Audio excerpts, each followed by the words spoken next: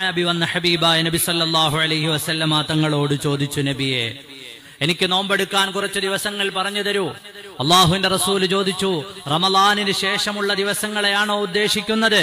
എന്നാൽ അള്ളാഹുവിന്റെ മാസമായ ഷഹ്റുല്ലാഹിൽ മുഹറം, ആ മാസത്തിൽ നോമ്പെടുത്തോളൂ എന്ന് സയ്യിദുനാ മുഹമ്മദുർ റസൂലുള്ളാഹി സ്വല്ലല്ലാഹു അലൈഹി വസല്ലം. അപ്പൊ ആ മാസത്തിന്റെ ആദ്യത്തെ 10 ദിവസങ്ങൾ നോമ്പെടുക്കാനുള്ളതാണ്. അള്ളാഹുവിലേക്ക് കൂടുതൽ ഇബാദത്ത് ചെയ്യാനുള്ളതാണ്.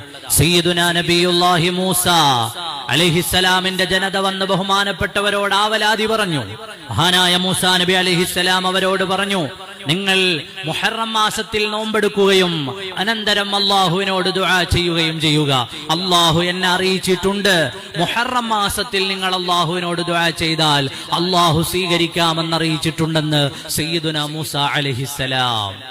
അവിടുത്തെ ജനത അള്ളാഹുവിനെ മറന്നുകൊണ്ട് അള്ളാഹുവിന്റെ മാർഗത്തിൽ നിന്ന് വിട്ടു നടന്നപ്പോൾ ബഹുമാനപ്പെട്ട മൂസാ നബി അലൈഹിസ്സലാം അവരോട് പറഞ്ഞ വർത്താനാണ്, നിങ്ങൾ അള്ളാഹുവിന് വേണ്ടി മുഹറം മാസത്തിൽ ധാരാളം ഇബാദത്ത് ചെയ്തിട്ട് ദുആരക്കൂ, നിങ്ങളുടെ ദുആ സ്വീകരിക്കാമെന്ന് അല്ലാഹു റബ്ബുൽ ആലമീൻ എനിക്ക് ഉറപ്പ് നൽകിയിട്ടുണ്ടെന്ന് സയ്യിദുനാ നബിയുല്ലാഹി മൂസ അലൈഹിസ്സലാം.